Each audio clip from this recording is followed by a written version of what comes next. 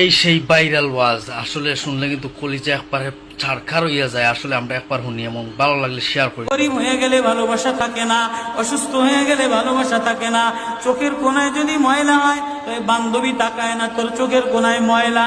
নাকের কোনায় যদি ময়লা হয় তো বন্ধু বান্ধবে তাকায় না। এখানে যদি একটা ফোড়া হয় তো বন্ধু বান্ধবী তাকায় না। ভালোবাসা মিলান হয়ে যায়, অভাবে পড়লে ভালোবাসা মিলান হয়ে যায়, অসুস্থ হয়ে গেলে ভালোবাসা মিলান হয়ে যায়।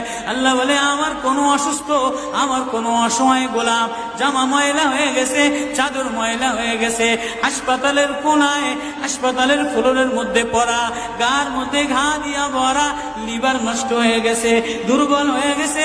ওইখানে ডাক্তারও তার দিকে তাকায় না, ধনীরা তার দিকে তাকায় না, এমপিরা তার দিকে তাকায় না, কোনো মুফতিও তাকায় না, কোনো পীরেও তাকায় না।